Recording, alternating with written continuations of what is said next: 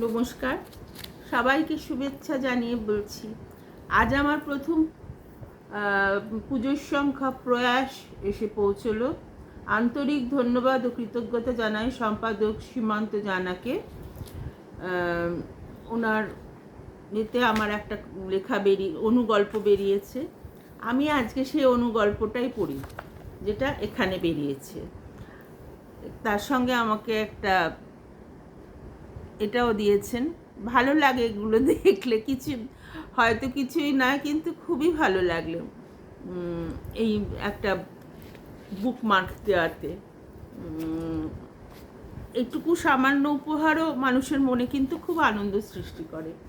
অনেক ধন্যবাদ সীমান্তবাবু, আপনি নিশ্চয়ই দেখবেন এটা। সীমান্ত জানাকে আন্তরিক ধন্যবাদ ও কৃতজ্ঞতা জানাই। আমার এই অনুগল্পটার নাম অনেক দিনের পরে। অনেক দিন ধরে তুমি বলো আসবে, তোমার আশার আশায় আমি সুন্দর করে ঘর সাজিয়ে রাখি, ফুলদানিতে সাদা রজনীগন্ধা রাখি তুমি ভালোবাসো বলে, তানপুরায় সুর বেঁধে রাখি তুমি এসে গান শুনবে, নিজেও একটু গলা দেবে আমার গানের সাথে। ফোনটা হাতে নিয়ে বসে থাকি, কখন তুমি বলবে অনু চায়ের জলটা বসিয়ে দাও, আমি আসছি।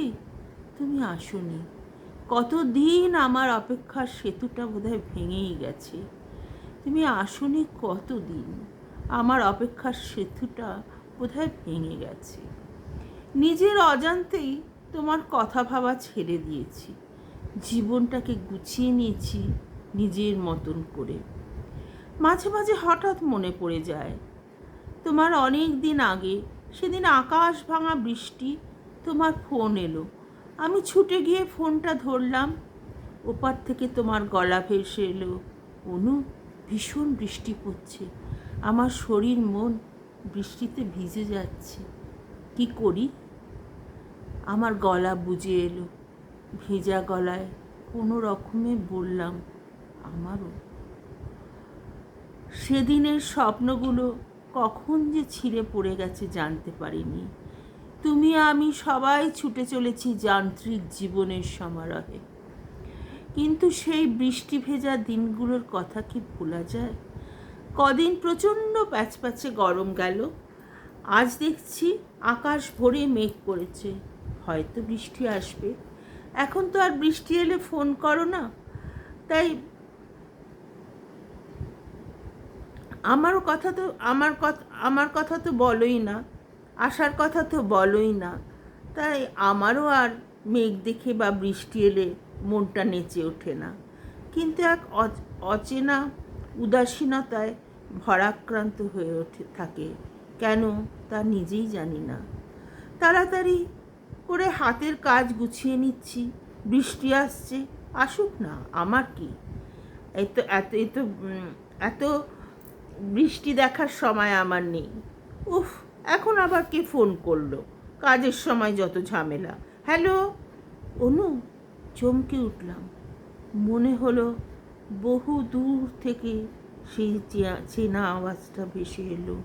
কাঁপা কাঁপা গলায় কোনো রকমে বললাম, বলো। আকাশটা দেখেছো?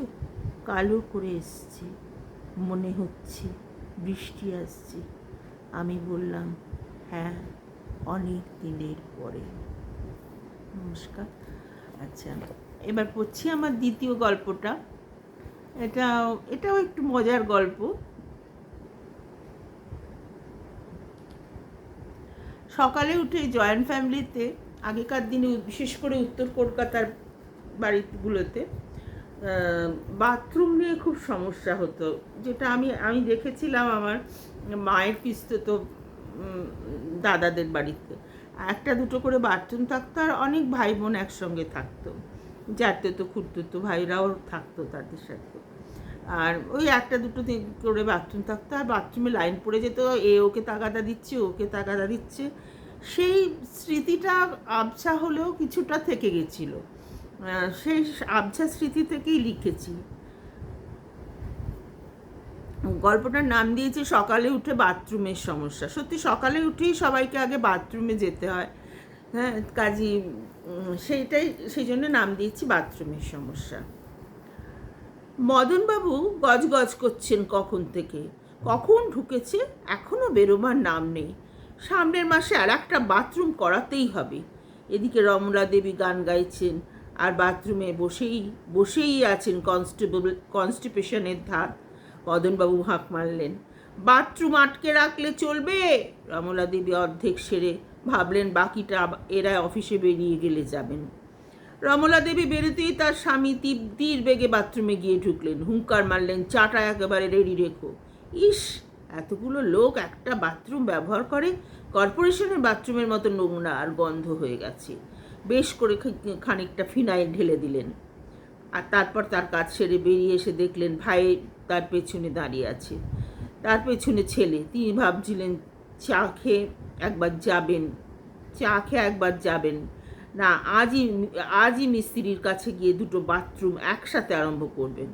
এ বিড়ম্বনা আর সহ্য হয় না। দোতলায় দুটো বাথরুম করবেন। রমলা দেবী আর বেরোনি না বাথরুম থেকে। মদনবাবু ছটপট করছেন চায়ের জন্যে। রমলা দেবী বাথরুম থেকে বেরোতেই মদনবাবু বললেন, 5-6টা বাথরুম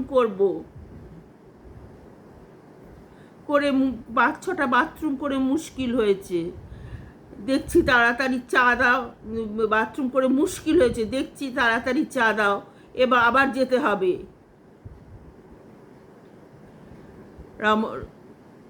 রমলা দেবী বাথরুম থেকে বেরোতেই মদনবাবু বললেন, 5-6টা বাথরুম করে মুশকিল হয়েছে দেখছি, তাড়াতাড়ি চাটা দাও, আবার যেতে হবে।